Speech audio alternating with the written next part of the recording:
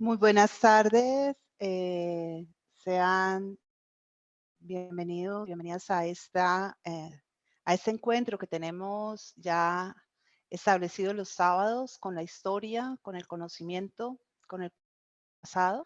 Hoy con un tema muy interesante, sumamente interesante. Pero antes de contarles sobre nuestro tema y de arrancar, vamos a hablar de las actividades que el club tiene para sus socios, estas actividades virtuales que están programadas para esta semana, empezando con la cita de mañana en torno a una extraordinaria película que en el caso nos va a llevar a encontrarnos con el cine francés, La Jaula Dorada. Espero nos acompañen y la disfruten muchísimo. Ahí están viendo el ID y la clave. Así que ojalá la disfruten verdaderamente, ya que es algo con muchísima calidad. Para el día lunes, nuevamente, tenemos un encuentro con la salud. Esta vez se hablará sobre donación de órganos, una decisión que salva vidas. Estará a cargo del doctor Juan Manuel Rico, médico cirujano de trasplantes hepáticos, y la doctora Astrid Castaño, médica cirujana, coordinadora de la unidad de trasplantes de la clínica Imbanaco. Ojalá también acompañen este evento y aprendamos sobre qué puede hacer verdaderamente la diferencia para muchísimas personas. Seguimos con la charla del martes, un diario de sabores en tiempos de pandemia, con Sonia Serna.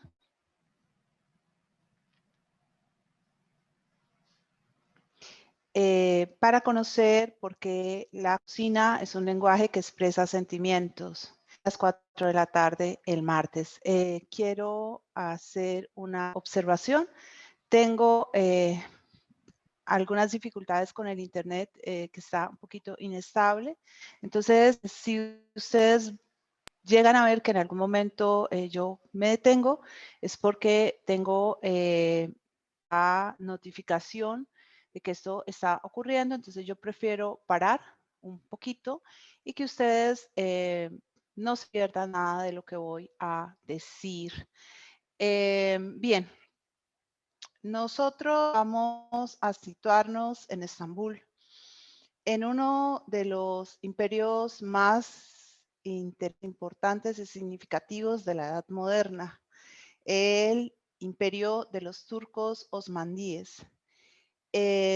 Vamos a hablar de un periodo muy específico, que es el periodo que se llama el gobierno del harén, que es el momento en el que las mujeres, aprovechando una debilitación del poder masculino, asumen una mayor presencia o tienen una mayor presencia, un mayor protagonismo en el desarrollo del gobierno del imperio.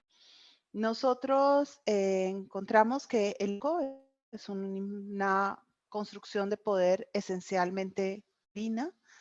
El papel de las mujeres está esencialmente relegado al harem.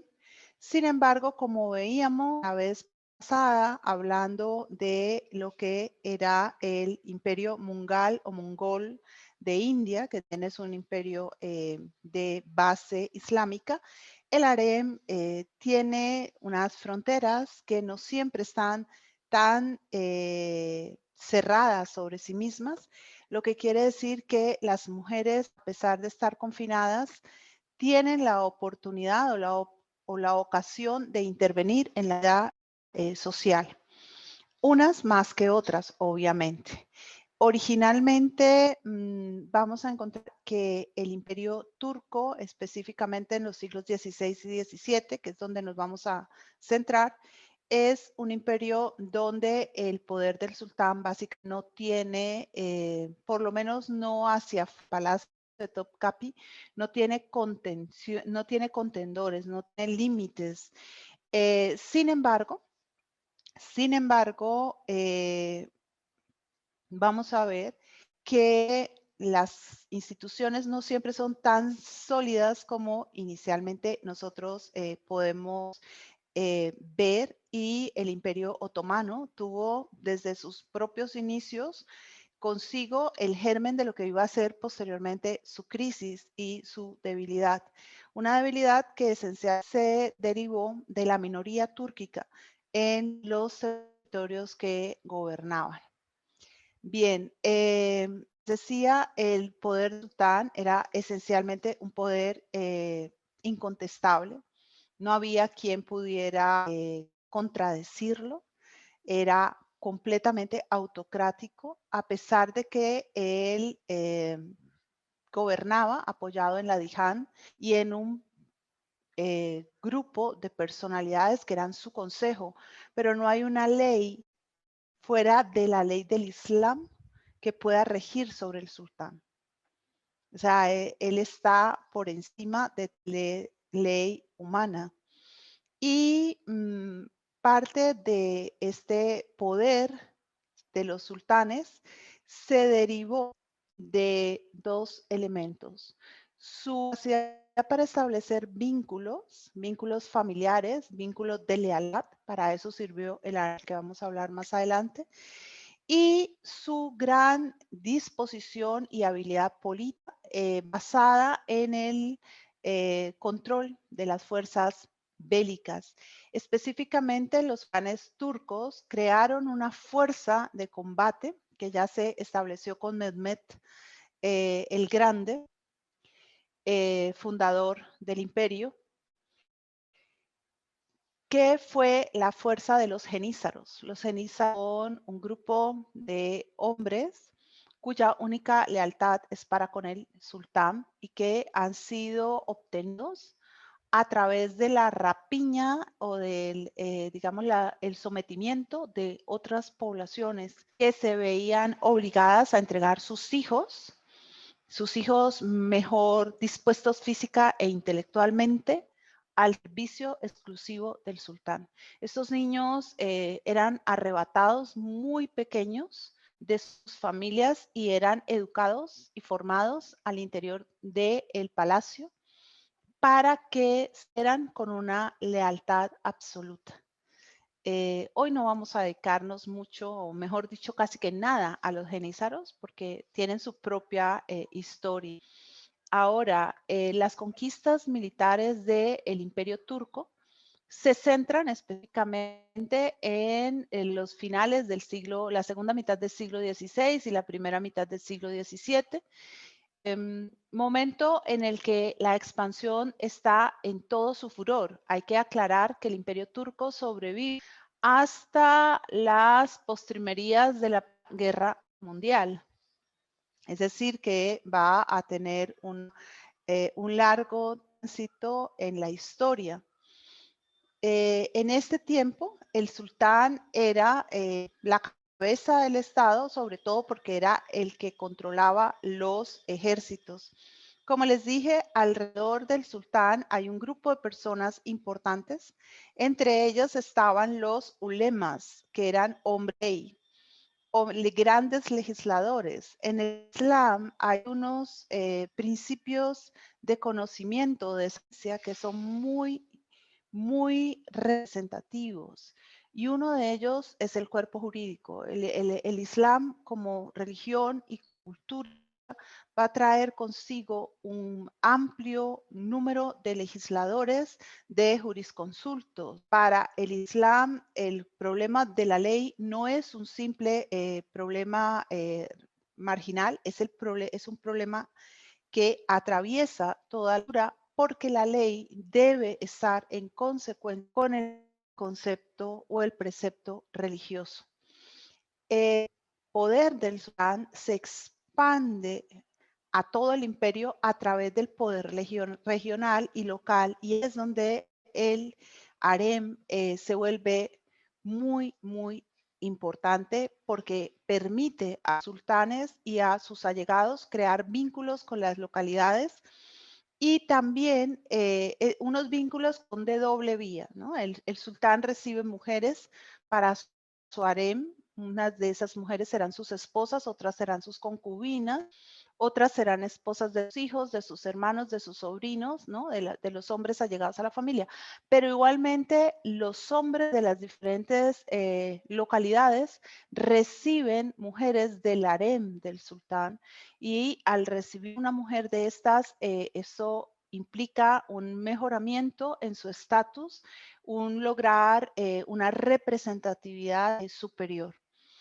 Ahora, en todo el esplendor del imperio está la crisis de su propio poder, como les decía, la minoría de población túrquica, una concentración excesiva de poderes va en detrimento de un desarrollo de institucionalidad que pueda sostener el imperio más allá de una crisis en el centro de poderes. Van a haber problemas que tienen que ver con el manejo de las finanzas y una de las situaciones que va a ayudar al debilitamiento del imperio turco va a ser esto que vamos a hablar hoy, el gobierno desde el harem. Ya lo iremos explicando en su debido momento. Aquí tienen ustedes la lista de los grandes sultanes de los que vamos a hablar específicamente hoy. No estamos hablando desde los del imperio, pero sí estamos de varios de los sultanes más significativos y me faltó aquí, y lo omití, pero creo que antes de haber puesto a Suleimán el Magnífico, ¿no?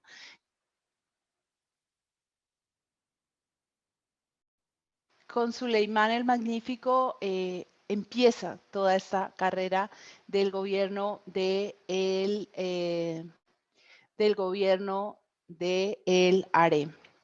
Bien, toda nuestra historia se desarrolla en este espacio, un pequeño espacio dentro del imperio, un gran espacio imperio, el Palacio de Topkapi. Ese palacio que se puede visitar, que es un gran museo y del que ustedes pueden ver, hay grandes áreas que se constituyen en jardín, ¿no? Recordando que el jardín tiene dentro de la islámica serie de sentidos que son muy especiales y que están vinculados, relacionados directamente con la espiritualidad y con todo lo que es la intelectualidad, el desarrollo del espíritu. A Topkapi se ingresa a través de la puerta imperial o Bab-i Humayun, que está en las proximidades de Hagia Sofía, está muy cerca realmente de Hagia Sofía, la Mezquita Azul y el Gran Palacio. El complejo palacial de Topkapi funciona y opera como todos los grandes palacios, es decir, es un área residencial, pero también es un área donde están ubicados los grandes edificios para la administración imperial. Está orquestado alrededor de 4 grandes patios. La primera zona es un área de jardines donde está la iglesia de Santa Irene. Santa Irene es quizás la única iglesia bizantina que pervive en Estambul, no constituida en mezquita. Fue una muestra de tolerancia y cortesía por parte de los sultanes túrquicos para con las comunidades cristianas que gobernaban junto con ellos Estambul, que es parte importante de la corte de Estambul. Santa Irene, Santa Paz, es una de las iglesias más importantes también porque mantiene pues esa característica de no haber sido intervenida. Es difícil visitarla, ¿no? No siempre está disponible al público. Después de este primer área de jardines y de Santa Irene encontramos el segundo patio. El segundo patio es el sitio donde están todos los espacios de servicio del palacio. Entonces, vamos a encontrar las cocinas, áreas de caballerizas, sitios, armerías, lugares donde están todas estas dependencias que contribuyen al gobierno. Y luego la puerta de la felicidad, la puerta donde están grabados los nombres de los grandes sultanes. Ahí está grabado el nombre de Suleimán el Magnífico. Se llama Puerta de la Felicidad porque tras traspasarla se encuentra directamente el área residencial del sultán. Los sultanes van a irse volviendo como los lores chinos, poco a poco presos, presos de ese complejo palacial. Saber que ya en los últimos tiempos los sultanes no son quienes dirigen los ejércitos y ya para el finales del siglo XIX, siglo XX, los sultanes básicamente habitan en Estambul, ya no en Topkapi, sino van a pasar a Dolmebahce, que es el nuevo palacio, y allí están todo el tiempo casi tan confinados como estuvieran sus mujeres. Aquí encontramos la gran sala de audiencias. Nótese que los turcos hacen el trono del sultán, la silla del sultán, un espacio tan amplio como en su momento será el trono del emperador en China.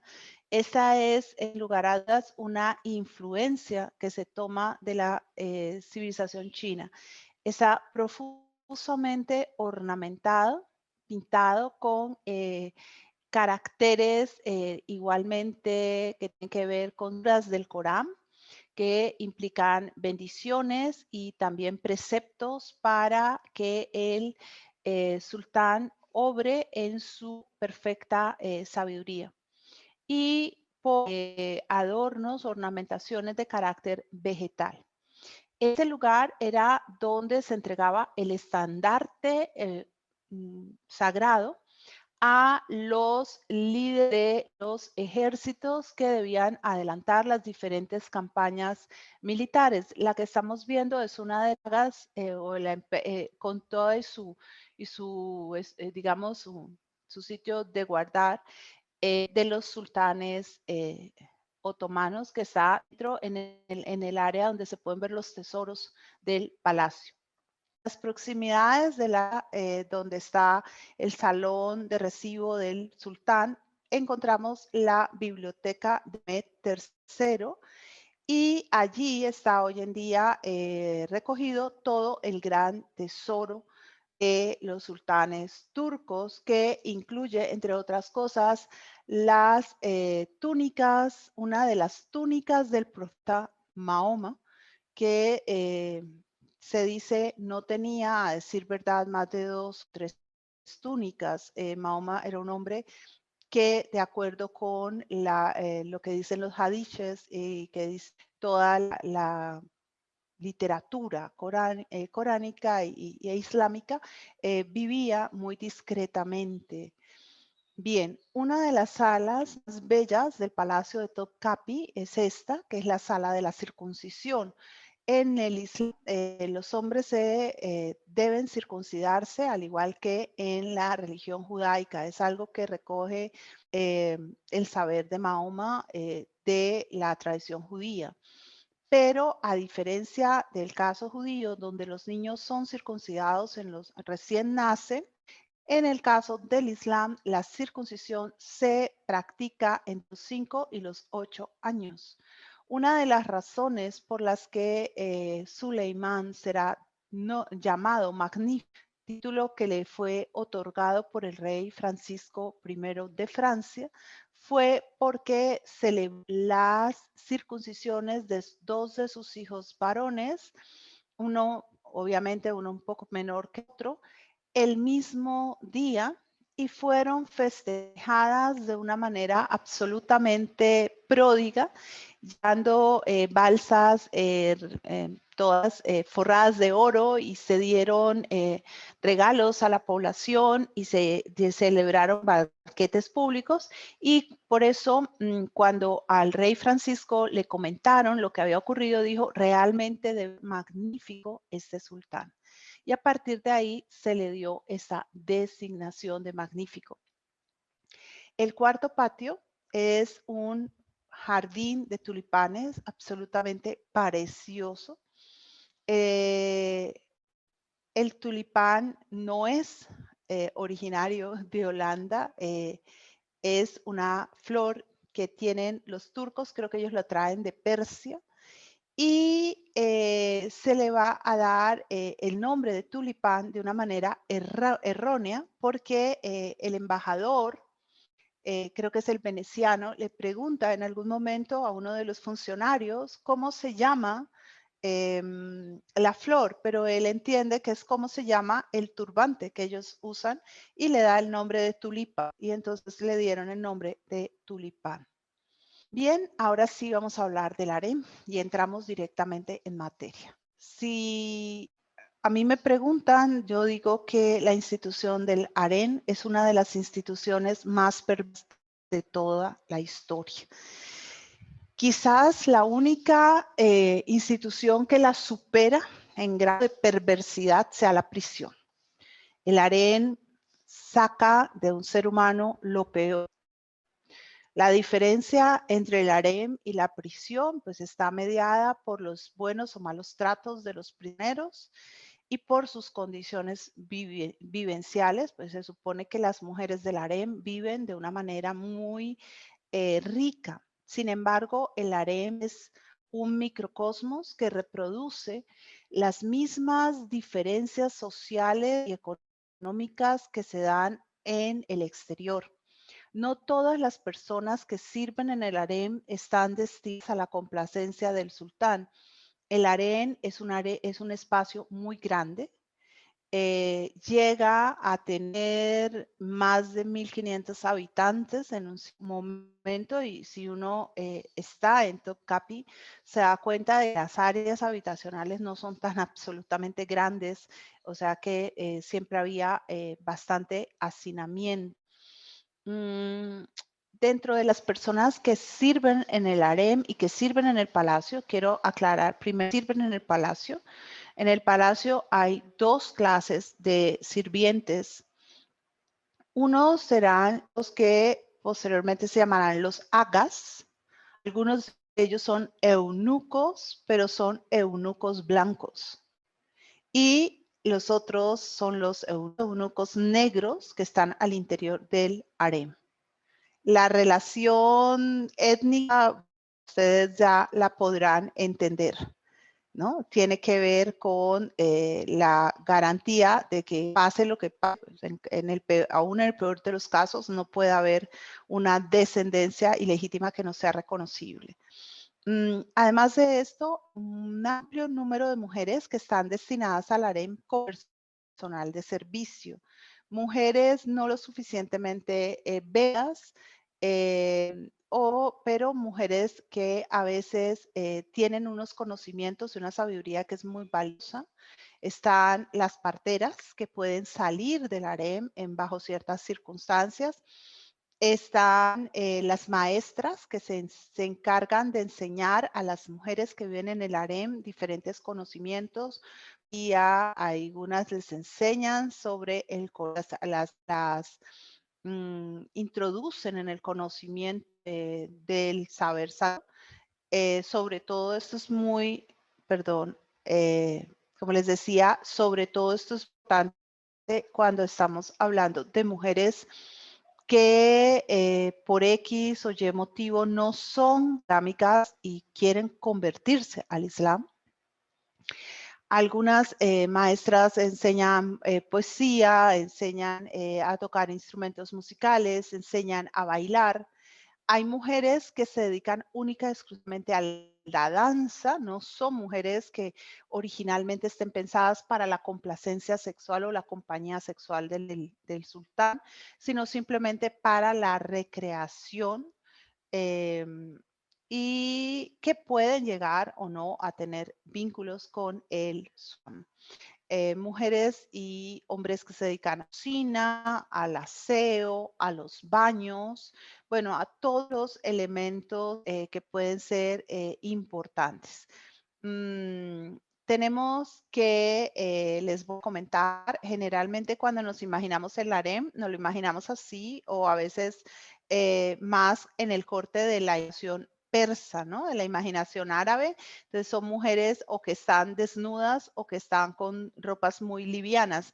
Realmente las mujeres del harem turco son estas, ¿no? Las que están viendo en la foto. Estas son fotos de las últimas mujeres que estuvieron ingresadas dentro de los harenes turcos.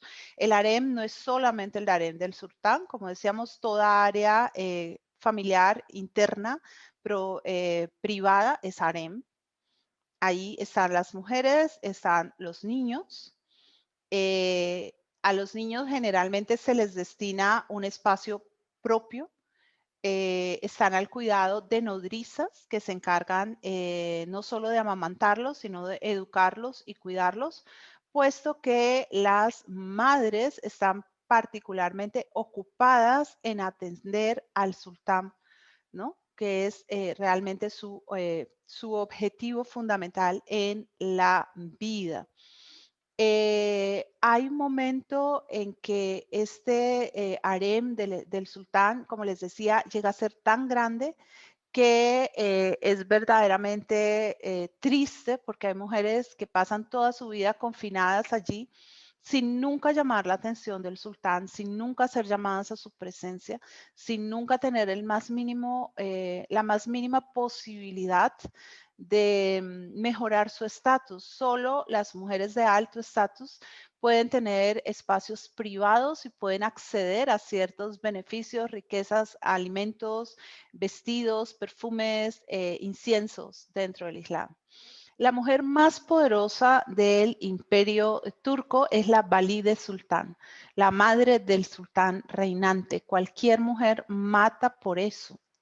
Y si el sultán muere, la tradición señala que la Valide Sultán pierde su lugar al interior del harem y generalmente es enviada a otro palacio o a un destino remoto, puede volver incluso a su lugar de nacimiento. Aunque veremos que no siempre va a ser así, va a haber un momento en que los sultanes no solamente van a mantener consigo a sus madres, sino también a sus abuelas, lo que era bastante peligroso porque era el título de la Buyuk Valide Sultán, que a veces puede ser una bendición y otras veces, como veremos hoy, puede ser una verdadera maldición. Por cuanto que estas mujeres sabían que su propio bienestar dependía de su capacidad para intrigar. El harem es el poder detrás del poder y se intriga mucho desde el harem. Ahora, ellas han llegado, algunas al harem, con vínculos familiares importantes y sus familias están confiando en que ellas tengan la habilidad y la capacidad necesaria para hacerse valer, hacerse reconocer y ganarse un puesto definitivo dentro del harem. Las Haseki Sultán son las esposas o consortes legales y especialmente ese nombre se le va a dar sobre todo a la mujer que es madre del heredero al título. Los sultanes pueden tener hasta 4 esposas legítimas como los otros hombres dentro del Islam. En el Islam usted puede tener 4 esposas, una época en que se pensó que podían tener hasta más, sobre todo si era un sultán tan importante como el de Turquía. Siempre y cuando cumpla con unas condiciones. Estas condiciones es que estas mujeres deben disfrutar exactamente de un trato igualitario.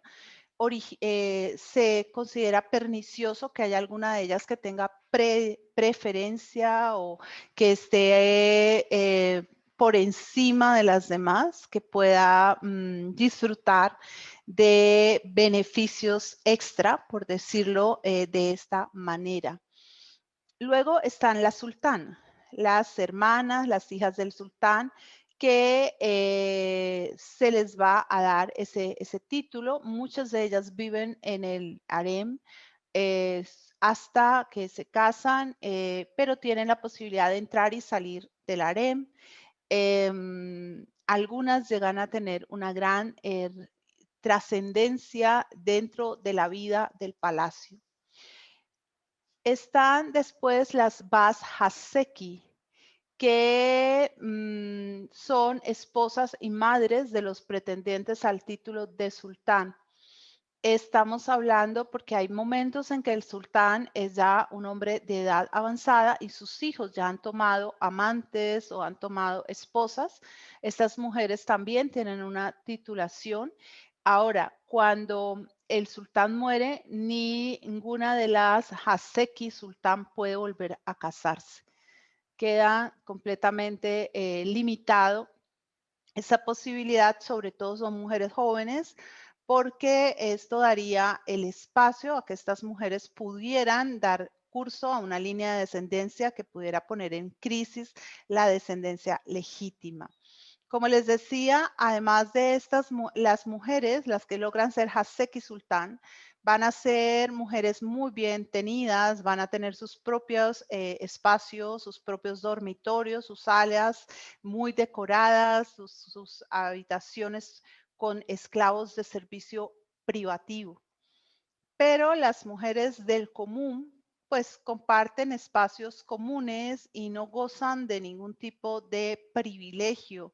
Tienen que ganarse el lugar en el mundo, bien sea a través del vínculo con el sultán, bien sea a través del vínculo con las Haseki sultán. Eso quiere decir que el harem es el sitio perfecto para la intriga. Bien, en el harem pues vamos a encontrar una serie de habitaciones. Esta es la sala del trono. Ahí ven ustedes los sitios donde se pueden sentar los ulemas. A veces el sultán puede llamar a algunos miembros de su familia a que lo acompañen en este espacio para alguna ocasión muy en particular. Tienen igualmente los baños para el mundo islámico. El baño es un sitio supremamente significativo. El harem tiene sus propios baños, sus propias mezquitas, mezquitas para los eunucos, mezquitas para las mujeres. Y obra, al igual que toda la cultura túrquica, es decir, que las mujeres que ingresan en el harén por lo general lo hacen a la edad de 12 años, que era la edad en la que dentro de la cultura turca se casaban las niñas. Y su función fundamental era tener hijos varones. Las hijas se celebraban, pero era una hija vale la mitad de un hijo, cuando no una tercera parte, ¿no? La cultura túrquica es una cultura netamente patriarcal, más cerrada, más dura, si se quiere, que la que veíamos hace 8 días, que la mungal o que la árabe. El Islam toma la forma propia de la cultura de acogida. Por eso no es homogéneo, sino que varía según las tradiciones. Los turcos eran una sociedad de carácter tribal, una sociedad donde las mujeres están muy expuestas a ser raptadas, a ser digámoslo así, objeto de violencia. Entonces, la forma en que son constreñidas es mucho más grande y más grave que en otros horizontes culturales. Asimismo, los turcos, que eran una tribu verdaderamente discreta, aunque muy dada a la ornamentación personal y a la ornamentación de lo que son las yurtas o las tiendas, se vuelve una civilización tremendamente ostentosa y lujosa, sobre todo cuando se obtiene el control de los territorios que antiguamente eran bizantinos y específicamente Estambul, porque se controlan las grandes rutas comerciales. El lujo, la pompa, el boato, lo van a recoger de la civilización bizantina y de la civilización árabe, con las cuales van a tener mucho contacto. Igualmente se van a enriquecer gracias a la relación con Europa Occidental, concretamente con Venecia. Los venecianos ayudaron a los turcos a hacerse con Constantinopla, posteriormente Estambul, y este vínculo se sostuvo. Como les decía, el punto más claro de esplendor turco tiene que ver con el gobierno de Suleimán, más conocido o mejor conocido como el Magnífico. Suleimán fue un gran conquistador. Con él, el imperio alcanza las dimensiones que estamos viendo en verde. Hijo de Selim I. Selim es básicamente el encargado de tomar posesión de las tierras del norte de África y de una buena parte de este territorio. Y Selim va a lograr, al derrotar a lo que es el sultanato de los mamelucos en Egipto, va a lograr obtener el título de califa. De manera que el sultán en Constantinopla no solamente es sultán, que quiere decir rey, que quiere decir sultán, Khan, zar, César, es exactamente lo mismo, sino califa. El califa es el líder de todos los creyentes, es el único que tiene la capacidad de convocar a la yihad para todo el mundo islámico. Es la figura visible del movimiento político estratégico del Islam. El califa no es como el papa, no tiene una prerrogativa en términos dogmáticos porque el dogma del Islam no se puede cambiar. O sea, el Islam no admite una transformación en la interpretación de la palabra, pero aunque sí la explora, la indaga, la revisa, no la puede cambiar conciliarmente como la cambia tanto el patriarca en la ortodoxia como el papa en el catolicismo. El califa es ante todo una figura de autoridad, de respeto, de privilegio y es una última instancia y además tiene entre sus funciones más importantes la defensa de la Meca. Hay que aclarar que después de que se acaba el sultanato y el califato turco, en el siglo XX no vuelve a haber califa. Hoy en día pues está lo del califato islámico, pero eso es otra cosa. No es lo mismo. Bien, Suleimán fue un hombre que se dedicó no solo a la guerra, fue un administrador y un legislador asombroso, verdaderamente extraordinario. Él se encargó específicamente de hacer una unificación de, digámoslo así, de las normas de las leyes en todo lo que eran los territorios que él manejaba. Y además de esto, fue un hombre que llevó específicamente al imperio turco a sus puntos más altos de desarrollo y de poder. Es importante señalar que Suleimán gobernó y fue sultán del imperio entre 1520 y 1566.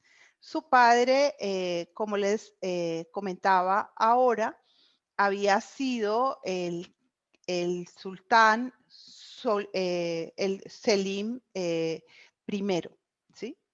Que es el gran, junto con Mehmed I, son los grandes sultanes turcos.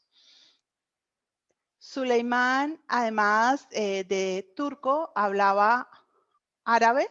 El árabe era fundamental para poder interpretar la ley coránica, sobre todo porque el Corán en ese momento no se ha traducido a ninguna otra lengua. Persa, el persa era la lengua que era fundamental para la poesía, especialmente el imperio turco breva en la cultura persa, y entendía el italiano. Suleimán fue uno de los que promovieron el contacto con Italia, sobre todo con Venecia, y fue el primer en traer artistas occidentales para hacer retratos, tanto suyos como de su corte. Suleimán se encargó de embellecer ciudades de su imperio. A todas y a cada una de ellas le regaló una perla o una joya, bien fuera una mezquita, una torre, un palacio, algo que la hiciera notable y destacable. Les obligó a las familias cristianas a que entregaran uno de sus hijos, uno de cada 5 hijos, a compañía de los genízaros, que gracias a él creció y se hizo mucho más importante, más determinante. Hay que aclarar algo y lo quiero aclarar. Estos genízaros nunca volvían a ver a sus familias de origen, nunca. Y durante un tiempo los genízaros, o mucho tiempo los genízaros estuvieron prohibidos de tener familias. Básicamente, solo algunos de ellos, que eso es en la jerarquía, ellos eran 33 cargos y los últimos, los más altos, ya fueron delegados para ser visires y ser personas importantes en la administración del imperio, y a ellos sí se les dio la posibilidad de contraer matrimonio. Generalmente se les casó con mujeres del harem cercanas a los sultanes para garantizar su lealtad. La razón de no dejar que los genízaros volvieran donde su familia ni que pudieran tener familia era justamente impedir que pudieran tener ambiciones propias distintas al servicio de los sultanes.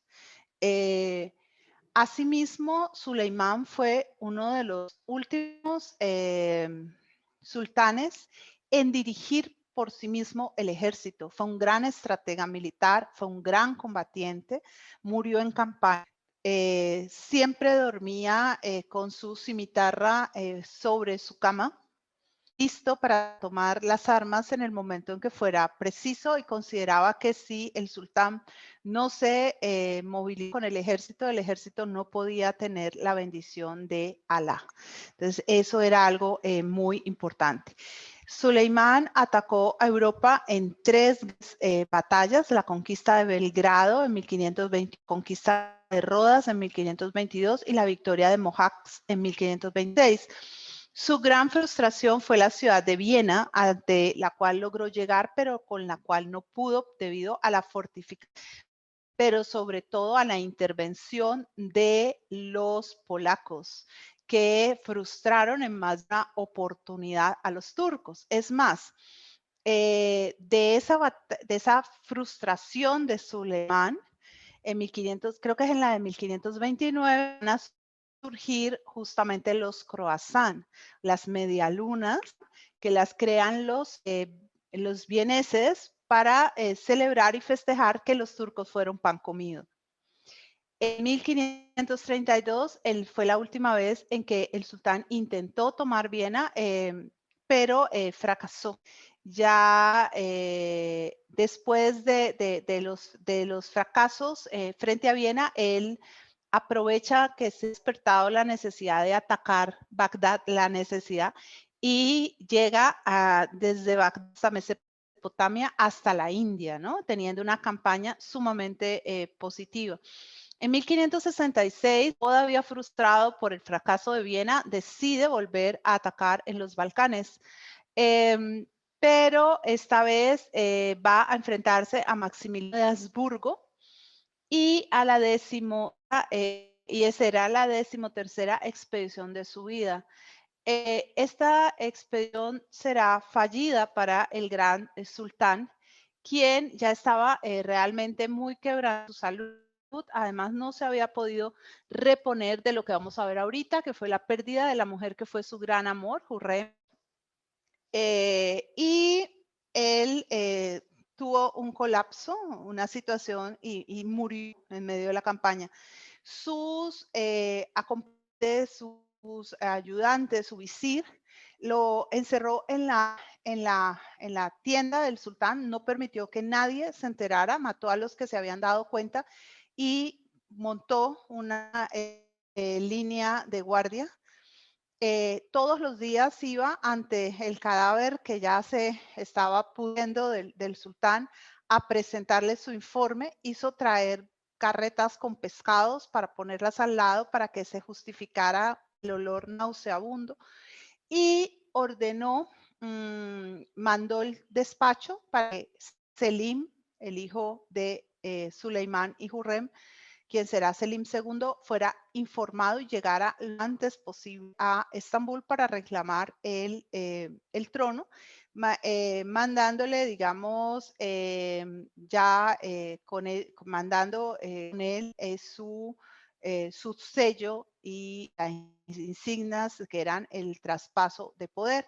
Cuando ya se supo que Selim había llegado a Estambul, después de un mes de muerto de Suleimán, se dio la noticia de que el sultán había muerto y ya se procedió entonces a llevar a cabo la vuelta, el retorno y el proceso de enterramiento del sultán.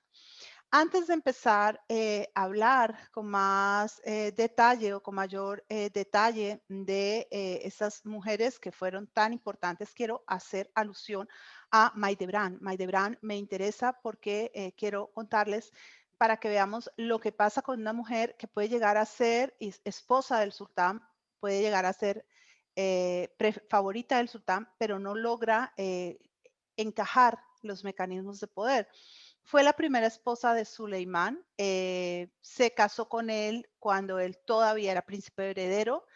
Estuvo inicialmente con él en la parte, en sus dominios de entrenamiento en las afueras de Estambul y le dio a Suleimán 2 hijos que eran Mustafa y Ahmed. Mustafa especialmente se consideraba particularmente bien dotado para las artes del gobierno. Sin embargo, después de que Suleimán llega a Estambul, al igual que lo tuvo que hacer su hijo, solo que Suleimán llegó en unas barcas doradas y se impuso como sultán. Él después de que él llega y está en Estambul, él conoce a una esclava de nombre Roxelana, que luego se constituirá en Hurrem, la sonriente. En ese momento, la preferencia de Suleimán por Hurrem se vuelve casi que absoluta, desterrando de sus afectos a Maildebran.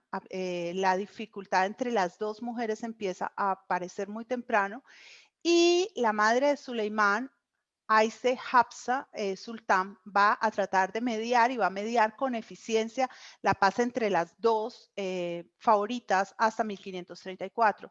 Cuando muere justamente Aise Hafsa Sultán, entonces las cosas se salen de curso y Soleimán toma la determinación de mandar a Maidebran a la ciudad de Manisa junto con su hijo, el heredero Mustafa, para que Mustafa adquiera las capacidades gubernamentales. Esa era la práctica natural en el sultanato turco.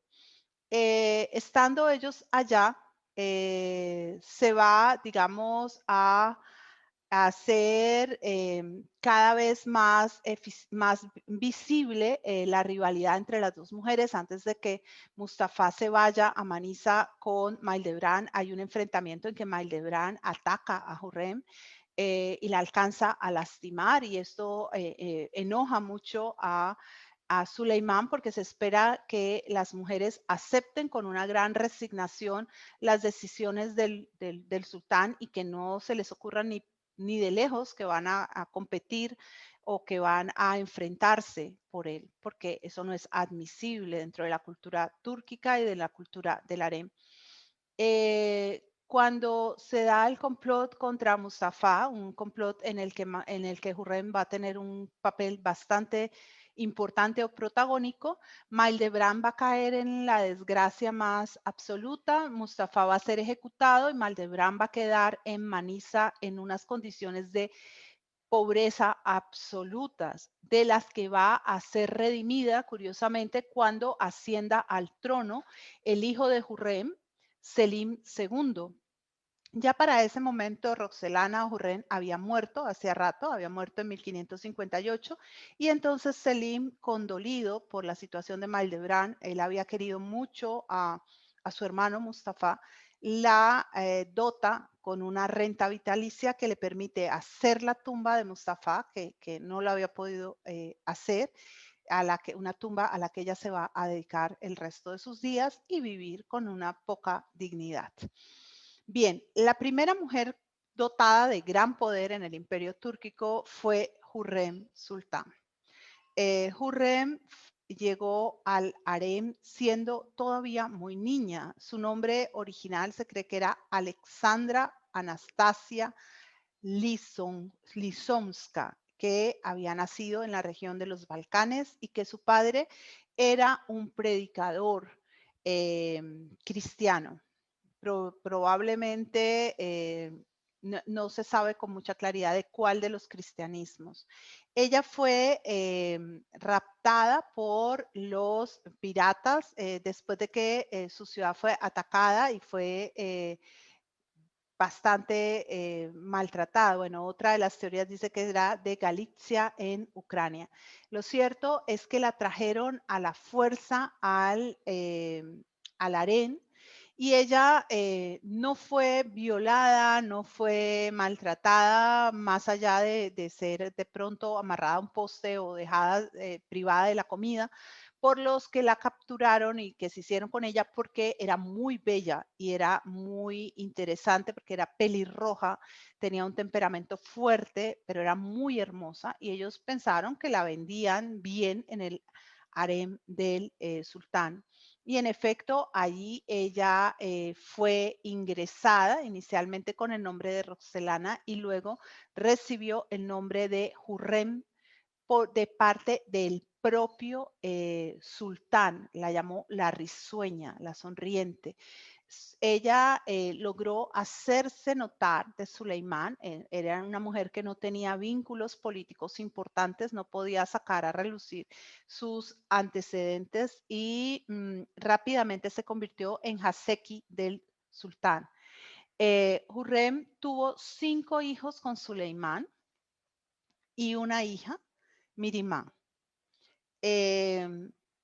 Para ella era absolutamente horrible la situación que se daba y eso explica la competencia con Maldebrán, porque concretamente era casi que tradición turca que cuando un sultán subía al trono, la primera orden que daba era el asesinato de sus hermanos. Esto había sido establecido por Murat, uno de los primeros sultanes turcos. Era la norma de acabar con cualquier posible cisma en cuanto al poder. Entonces, Hurrem desde muy temprano empieza la conspiración. Ella necesita deshacerse de Mustafa, a pesar de que inicialmente le tiene algún afecto cuando es un niño, pero rápidamente identifica que es una amenaza para sus propios hijos. Y cuando va pasando el tiempo, Mustafa se va mostrando cada vez más competente, más apto, más dispuesto a ser el sucesor de Suleimán. Ella, con la ayuda de su yerno, Rustem Pasha, que era el esposo de Mirimay, con la ayuda de su hija, van a empezar a complotar para lograr que Mustafa sea alejado del afecto de Suleimán. Se sabe hoy en día, y te lo cuentan en Topkapi, que en la parte alta de donde está la sala de audiencias del sultán, Hurrem había hecho crear como unos espacios para poder oír lo que pasaba en las decisiones de Estado. y aprovechando ese conocimiento tramó toda la circunstancia para perder a Mustafa. Para ella esa era una cuestión de supervivencia, por eso les decía que el harem es una cuestión muy horrible, porque ella lo que necesitaba era que sus hijos sobrevivieran y sobrevivir ella. Una mujer después de que moría el sultán que amaba y que la había amado y que la había preferido, se volvía un estorbo, un trasto viejo que se desechaba porque ya no servía, a no ser que fuera la madre del nuevo sultán. Suleimán la amó. Él escribió para ella muchos poemas. Él firmaba estos poemas con el nombre de Mujibi, que era su manera de, digamos, declarar el amor y porque no era digno de un sultán o no, hacer este tipo de poesía. Él la hacía, además era como más romántico. Ellos se amaron y ese amor duró durante muchísimos, muchísimos años. Este es uno de los poemas que le hace Suleimán a Hurrem. Dice así: trono de mi mirab solitario, mi bien, mi amor, mi luna. El mirab es el nicho que está justamente en la quibla, que es en la pared de la mezquita que está dirigida a la Meca. Es el sitio donde se comunica el espíritu de Alá con el creyente. O sea, es lo más grande que pueda existir en el mundo de un creyente del Islam. Mi amiga más sincera, mi confidente, mi propia existencia, mi sultana, mi único amor. La más bella de las bellas, mi primavera, mi amada de cara alegre, mi luz del día, mi corazón, mi hoja risueña. Mi flor, mi dulce, mi rosa, la única que no me turba en este mundo. Mi Estambul, mi Caramán, la tierra de mi Anatolia, mi Badakashán, mi Bagdad, mi corazón. Mi mujer de hermosos cabellos, mi amada de ceja curvada, mi amada de ojos peligrosos, cantaré tus virtudes siempre. Yo, el amante de corazón atormentado, Mujibi, con los ojos desbordados de lágrimas, yo soy feliz. Hurrem enfermó, no se sabe muy bien, se piensa que probablemente fue algún cáncer gástrico. Ella se deterioró mucho y él nunca pudo sobreponerse a haberla perdido. Cuando ella murió, él escribió este poema: languidezco en la montaña del pesar, donde suspiro y gimo día y noche, preguntándome qué destino me aguarda ahora que mi amada se ha ido. Después de la muerte de Suleimán, empieza el periodo que conoceremos como el Sultanato del Harén, un momento en el que Turquía es gobernada exactamente por esposas y madres de los sultanes. Antes de hablar de estas sultanas, voy a nombrar rápidamente a Miriamat Sultán, porque aunque ella no fue madre de sultán, fue la hija de Suleimán y Hurrem, fue una de las mujeres más inteligentes, más importantes del imperio turco. Nació el 21 de marzo de 1522. Viajó por todo el imperio otomano acompañando a su padre, que confiaba muchísimo en ella, y específicamente se convirtió en la compañera de andadas del sultán después de la muerte de Hurrem. A los 17 años se había casado con el gran visir Rustem Pasha y con él va a tener 3 hijos. Ella ocupó, como les decía, el puesto de Hurrem. Cuando Hurrem murió, ella fue nombrada Valide Sultán en un nombramiento sin precedentes por su padre y se encargó entonces de gobernar el harem. El harem es un microcosmos, es un microreino y necesita a alguien que lo ordene, que imponga las normas, que mantenga la disciplina, que se encargue de que las cosas se hagan como se tienen que hacer. Ella fue una de las personas que animó a Suleimán a movilizarse en contra de Malta y le entregó a su padre dineros para construir hasta 400 galeras. tenía una correspondencia permanente con Segismundo II, el rey de Polonia. Fue, como les decía, un poder detrás del trono, al igual que Rustem y que Hurrem tuvieron todo que ver con el complot contra Mustafa. Y que hoy en día todavía, te dicen en Turquía, fue una de las grandes pérdidas, porque todavía ellos consideran que fue la muerte de Mustafa la que trajo todo este periodo y en cierta medida la decadencia del imperio turco.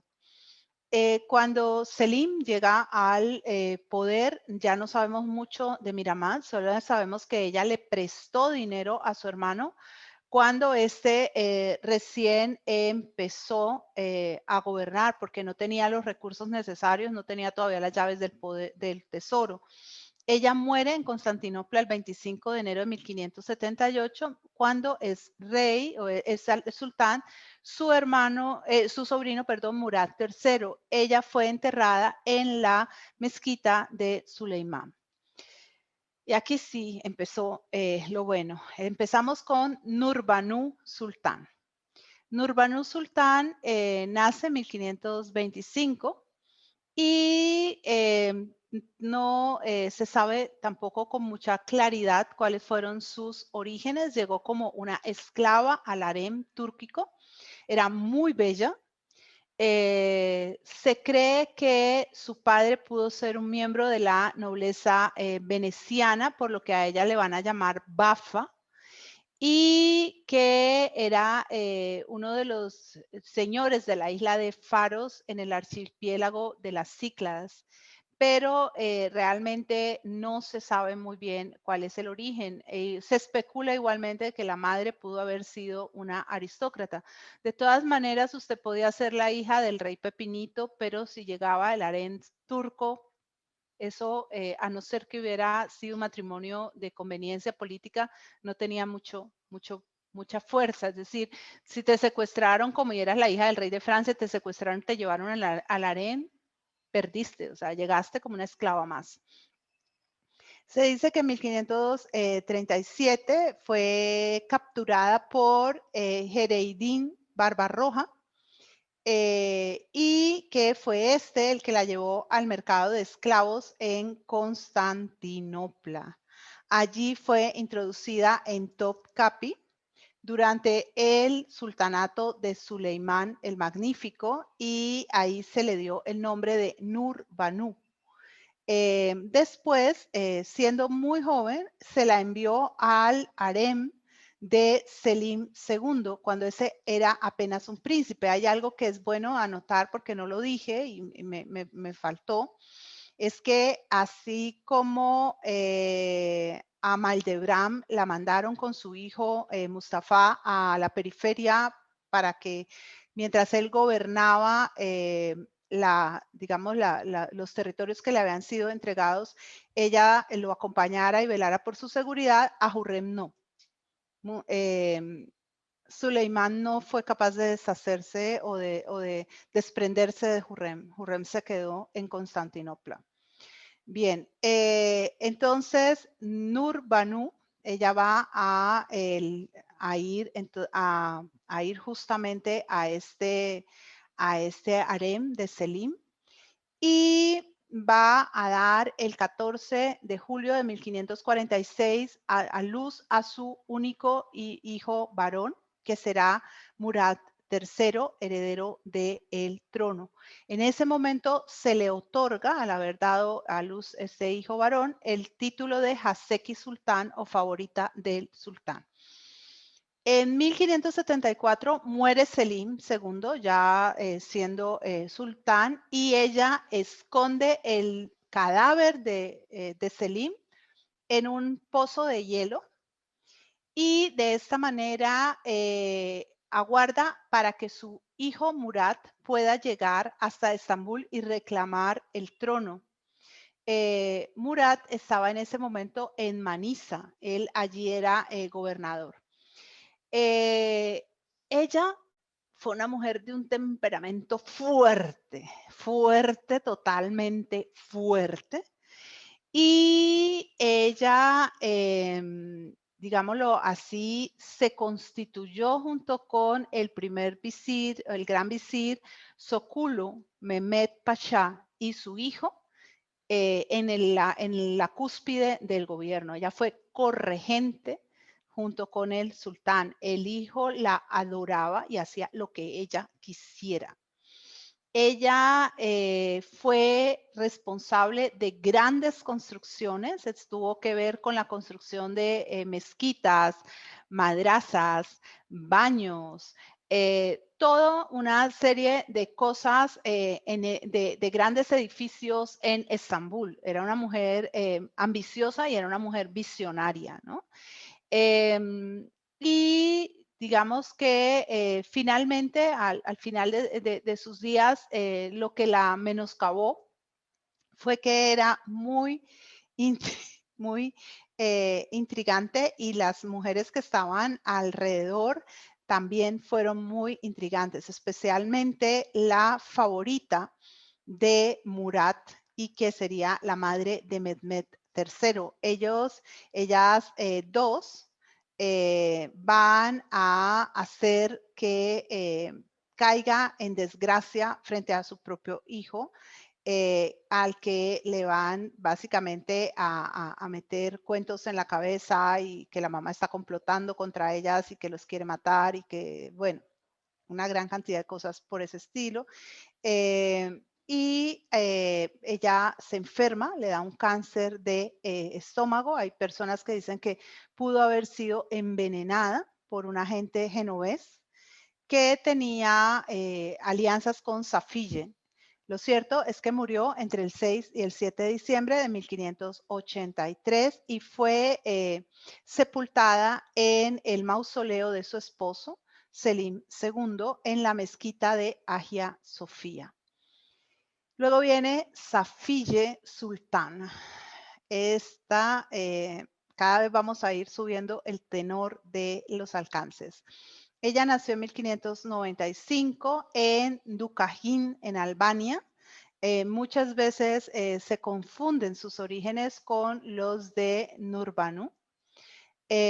Cuando tiene 13 años de edad, muy niña todavía, entra como esclava al harem y es escogida para servir a Murat III. Esto lo hace otra mujer que es Humasat, que era la hija de Mehmed, que a su vez era hijo de Suleimán I y de la sultana Hurrem. Hurrem logró salvar a sus hijos, ¿no? Eso es importante. Ella se convierte en Haseki de Murat y hijo pues de Selim y de Nurbanu. No es de Selim I, sino de Selim II y de Nurbanu. La razón por la que ella llegó a odiar, como llegó a odiar, Safiye llegó a odiar como llegó a odiar a Nurbanu, es porque ella tenía o creó una relación muy fuerte con Murat. Murat se enamoró verdaderamente de ella y solamente ella era su única amante. Entonces Nurbanu le aconsejó que tomara otras mujeres. Él se resistió y trató de mantener la relación con Safiye al margen de lo que decía su madre. En 1581, Nurbanu volvió a insistir porque Murat solamente tenía un hijo varón, que era el príncipe Mehmed. Un solo hijo era muy poquito para el imperio turco. Y van entonces, digamos, a irse generando roces cada vez mayores entre estas dos mujeres. hasta que Esmehan, la hermana de Murat, le dice, mire, aquí hay estas otras dos mujeres, usted solamente está mirando hacia Safiye, aquí están ellas son igualmente lindas, usted podría tener otros hijos, mire que usted con Safiye se ha vuelto impotente porque ella ya no tiene más hijos, usted no tiene más hijos, esto no anda bien, y al final lo convence también que él llega a tener 20 hijos y 27 hijas. De esos 20 hijos, nuestra muy querida Safiye mató a 19, ¿no? Después de, digamos, de que muere Nurmanú y que salen los otros personajes de escena, Safiye vuelve a ser la única compañera de Murat. Él la adoraba, la adoraba. Y de todas maneras nunca la constituyó en su esposa legal porque para eso se necesitaba, o sea, él tenía un margen de esposas y al parecer no se sabe si ella no hizo lo que hizo Hurrem, que fue convertirse al Islam. Ella ya como madre del príncipe heredero, habiéndose deshecho de los otros 19, va a tener un poder arrasador. O sea, va a ser una mujer absolutamente poderosa. Le habla al oído a su hijo y lo que ella diga es como palabra de Dios. Él la considera una mujer sabia, una mujer sensata. Ella va a hacer que el gobierno de su hijo se vuelva espléndido. Obviamente, no solamente va a hacer eso, sino que también por ahí derecho va a intervenir a veces en acciones no muy santas. Hasta que muere su hijo en 1603, ella dirige la política del Imperio Otomano. Y lo hace apoyándose en Gazanfer Aga, que era el jefe de los eunucos blancos, y cabeza del Enderun, es decir, del palacio en la parte interior, no del harem, del palacio. Ella tuvo un momento crítico en su experiencia de gobierno junto a su hijo y fue porque el ejército se rebeló porque la sultana había desviado fondos en una gran cantidad, 50 millones de aspers, que debían haber sido usados para pagar al ejército, pero que la sultana usó para sus propios negocios. Parece ser que, óiganme bien, la señora manejaba una red de prostitución al interior de Estambul. ¿Por qué estoy diciendo eso? Porque en algún momento el jefe de policía se dio cuenta de que había unos movimientos sospechosos de mujeres y de cosas por allí. En el Islam, en la prostitución no es algo bien visto. O sea, los hombres se pueden casar muchas veces, pueden tener concubinas según su poder económico, no se ve bien que haya prostitución. Y ella, cuando él vino a quejarse al sultán, ella le dijo que se ocupara de sus propios asuntos y que dejara a sus mujeres en paz. Ella se apoyaba en una sirvienta de mucha confianza, que era Esperanza Malchi, que era una mujer italiana. Y a esta mujer pues sí le fue como a perro en misa, me perdonan, porque fue despedazada por el ejército. Pero cuando vinieron a quejarse con el sultán dijo que por favor que se tranquilizaran, que no fueran a atacar a su madre y que él se encargaba de decirle a su madre para que no hiciera más estas cosas. Su hijo le entregó una pensión de 3,000 asper diarios y cuando él se fue a campaña contra los húngaros en 1596, ella se quedó como gobernante. El gran visir era la cara a los hombres, ¿no? Damat Ibrahim Pasha, y ella hablaba desde el cortinaje detrás. o sea, detrás del trono, tenía su propio espacio y desde ahí hablaba. Esto fue lo que él dijo cuando, cuando mataron a la sirvienta y vinieron los del ejército. Les dijo, consolaré a mi madre y corregiré a sus sirvientes. Como quien dice, ni se les vaya a ocurrir que mi mamá fue la que hizo esto. Ella convenció a su hijo para que todos los decretos fueran escritos y firmados por el gran visir en lugar de él, del sultán. Esto debilitó el trono enormemente. ¿Por qué por el gran visir? Porque el gran visir tenía que hacer lo que ella quisiera, lo que ella dijera. Cuando su nieto Mahamud empezó a ser visto por ella como una amenaza, lo hizo ejecutar. La manera de hacerlo ejecutar fue hacerle creer a su hijo, Mehmed, que Mahmud y su madre estaban tramando un complot. Mahmud estaba justamente gobernando las provincias y la sultana dijo que había interceptado una carta donde Mahamud decía que Mehmed moriría en 6 meses y que él sería quien subiría al trono. Y miren lo que decía. He recibido su carta. Dios mediante actuaré de conformidad con lo que usted me ha escrito. Usted es de buen corazón a ese respecto. Constantemente requiero a mi hijo para que cumpla lo que está acordado. Nunca olvido de hablarle de esta manera. Dios mediante, espero no sufra al respecto y la mantenga siempre firme en esta amistad. Dios mediante, nuestra amistad nunca morirá. Perdón, esta carta, perdón, fue que se me fue. Esta carta es enviada por Safille a Isabel I de Inglaterra. Usted ha enviado un carruaje de regalo que ya ha sido entregado, aceptado con gran placer y en retribución le envío una túnica, una banda, 2 toallas de baño bordadas en oro, 3 pañuelos, un rubí y una diadema de perla. Excúseme por los inconvenientes que pueda causarle los regalos que le envío. Esta era la carta de Safille a Isabel I. Isabel le había mandado un carruaje y Safille andaba carruaje arriba, carruaje abajo por todo Estambul, creando grandes, digamos, escándalos entre la población local. Solo cometió un error.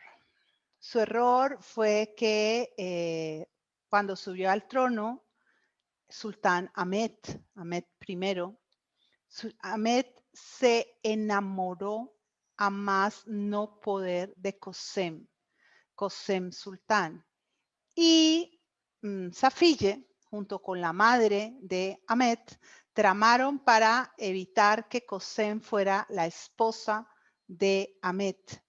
Y cuando Ahmed lo supo, dijo, creo que mi abuela se ha cansado de vivir en el palacio, hay que mandarla al palacio de invierno.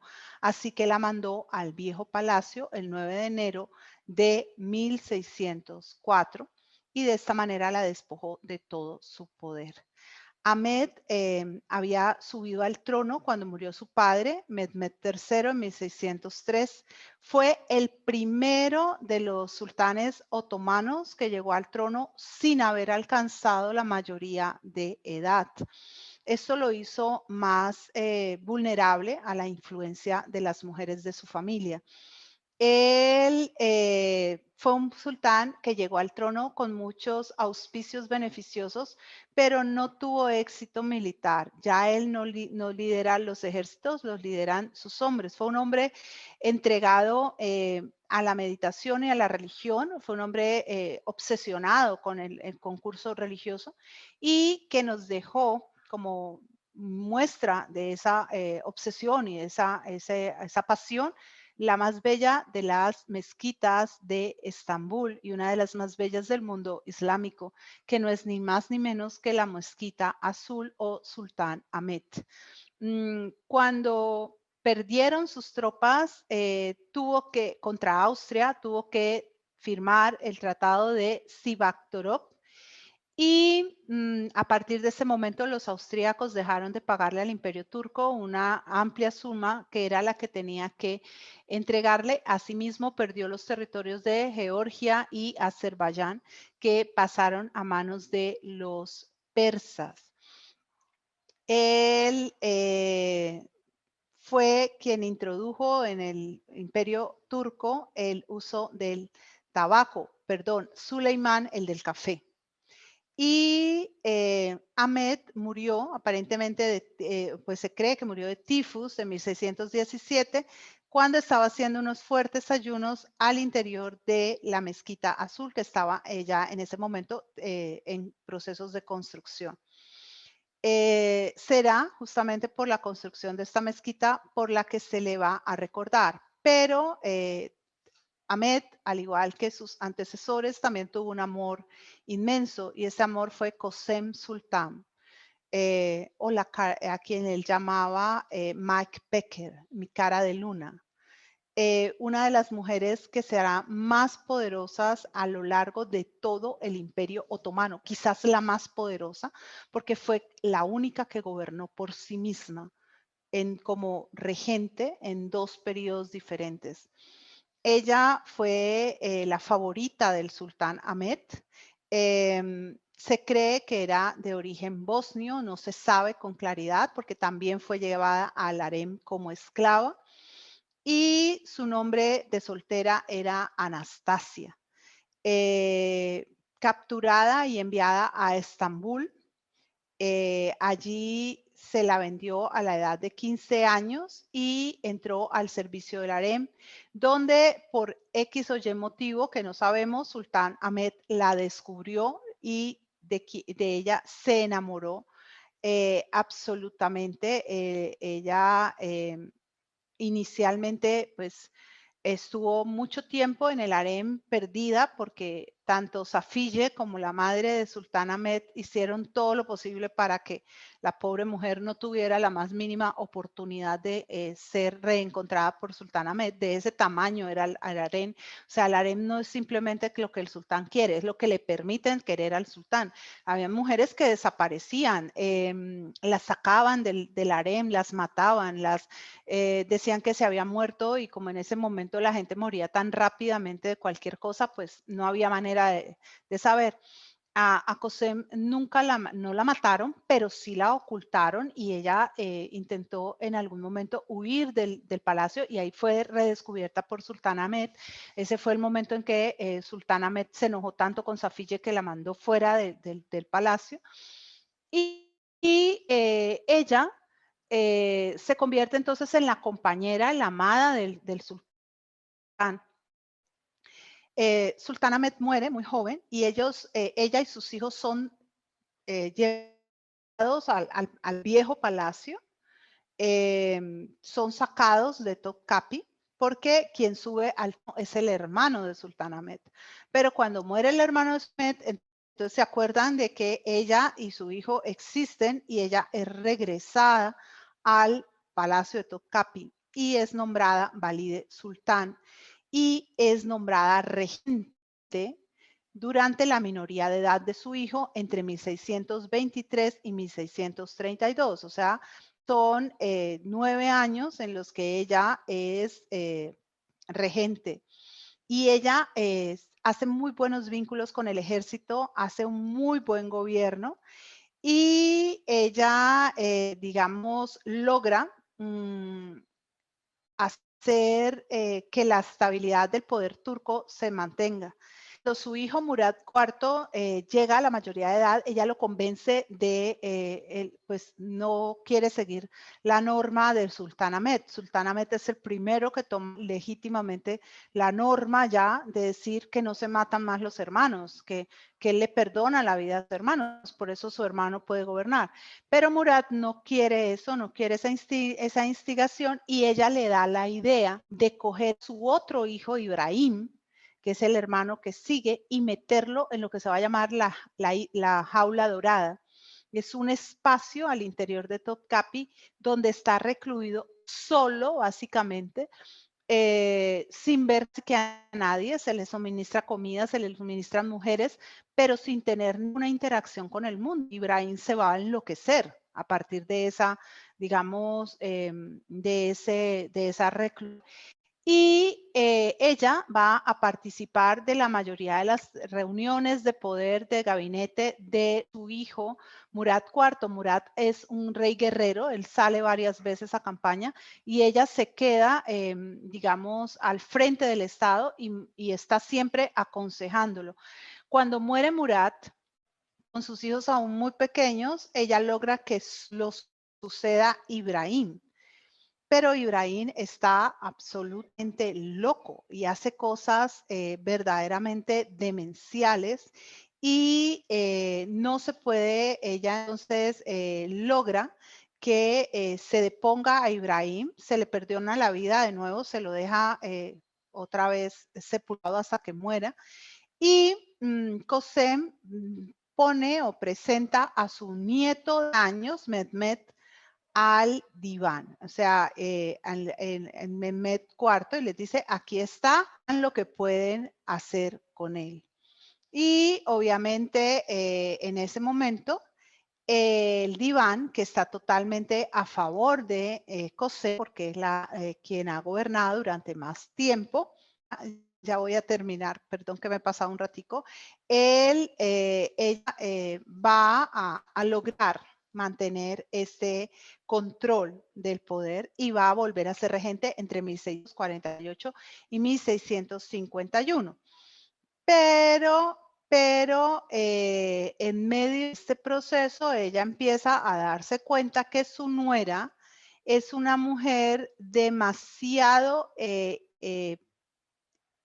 Turhan Hatice Sultán es una mujer demasiado ágil, más inteligente de lo que se cree y entonces planea para que cuando hagan la circuncisión del pequeño Mehmet lo dejen desangrar, le den una pócima que haga que no vaya a, que no frene la coagulación, que no haya coagulación y un anticoagulante y de esa manera el niño se muera. Pero momento Turhan Hatice se da cuenta y logra evitarlo.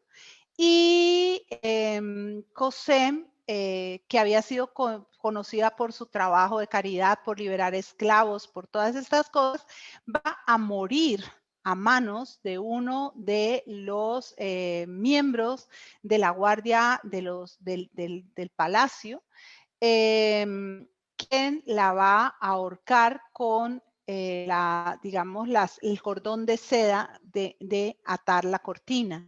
Voy un segundito. Turhan Hatice Sultán había nacido en 1627 en Ucrania. También había llegado por la misma puerta que habían llegado Qasem, que habían llegado las otras mujeres a Topkapi. Ella, a ella se le había mandado el Khan de Crimea a Qasem como un regalo para la harén. La vio tan bella que decidió que la iba a destinar a su hijo Ibrahim, el loco. Y el 2 de enero de 1642, Turhan va a tener un hijo varón, que va el próximo Mehmet IV, y se va a convertir en Haseki del sultán, en la cuarta esposa de Ibrahim. Cuando muere Ibrahim, pues ella se queda a las expensas de Qasem. Ella no puede quitarle el poder a Qasem, no puede ser ella directamente la, digamos, nombrada Naibi Saltanat, es decir, la regente, sino que se abre esta lucha con Qasem, que intenta matar al niño, y entonces en ese momento es que Turhan Hatice se arma de poder y logra arrancar, adelantar a su suegra, se vale del jefe de los eunucos negros del harén y del gran visir, que no está de acuerdo. Cosem estaba apoyada por los genízaros que iban a tomar el palacio de Topkapi, iban a matar al niño porque Cosem ya tenía pensado otro nieto para arrasarlo, que tenía una mamá menos previsiva, menos visionaria. Y en ese momento, Cosem no logra darse cuenta de las cosas y la hace Turham que la asesinen. Luego que ya Mehmed sea nombrado directamente el heredero legítimo del imperio. Ella es nombrada como la nueva regente y a Cosem la entierran van a enterrar junto con Sultán Ahmed en el mausoleo de Sultán Ahmed. Entre tanto, Turham va a gobernar apoyada por uno de los hombres más importantes de todo el imperio otomano, que va a ser el gran visir. Voy a adelantar esto porque ya básicamente lo he dicho, que va a ser el gran visir Coprolulu. Ahí empieza el gobierno de los Coprolú, Mehmed Pasha, unos hombres impresionantemente lúcidos que van a sostener el imperio en el siglo que sigue, que le van a dar toda la fuerza, que le van a dar todo el empuje necesario. Y Turhan sí va a ser muy discreta. Después, cuando su hijo crece, ella se retira y se hace a un lado. Ante su regencia se dan la guerra contra los venecianos por la isla de Creta y la crisis financiera debido a los altos gastos de esta guerra, pero ambos fueron sorteados con éxito. Con eso terminamos por hoy. No sé si tienen alguna pregunta. Me perdonan que me he corrido 8 minuticos, pero si no, no alcanzaba. No alcanzaba. Estas fueron todas las mujeres que gobernaron directa o indirectamente a Turquía. Mujeres muy potentes, mujeres inteligentes, que nosotros las vemos hoy en día, más que las vemos como a veces como seres extraordinariamente crueles, pero eran su situación la que las llevaba en buena medida a este grado de crueldad, desde querer matar sus propios hijos, sus nietos, todo, era una lucha por la supervivencia y por el poder, ¿no? No sé si hay alguna pregunta.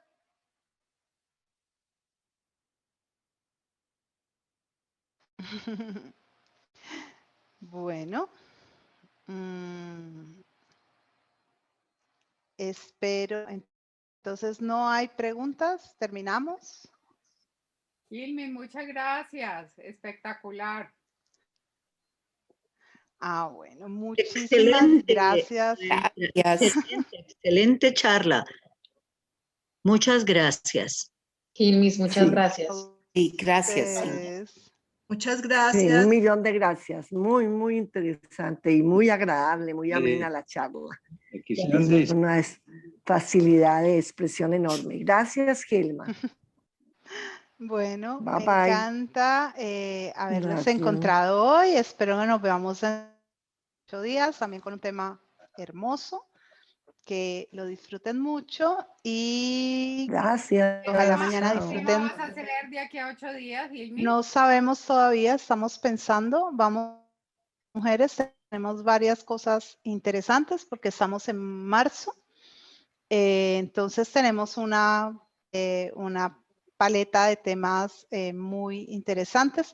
Incluso sí me gustaría comentarles como 3 posibilidades para que ustedes le digan o escriban si pueden al club y comenten. Una es la que tiene que ver como con lo que han sido los arquetipos femeninos. Lo que pasa es que esa charla yo la tenía dividida en 3. Empezaba con vírgenes, sacerdotisas, brujas, magas, del imaginario a la realidad, o sea, cómo esos imaginarios se forman y cómo actúan sobre la realidad histórica. La otra era las hijas de Ra, las mujeres egipcias, las reinas y faraones en Egipto antiguo. Y la última sí la tenemos para más adelante, que es sobre India, porque he estado mal de este brazo, no sé si ven que está como rojo, como morado, como Sí, está porque me hicieron coloradísimo. masaje. Entonces estoy tratando de ir despacio con las cosas que están más adelantadas y no con las cosas que están más crudas, porque esas requieren mucho más trabajo.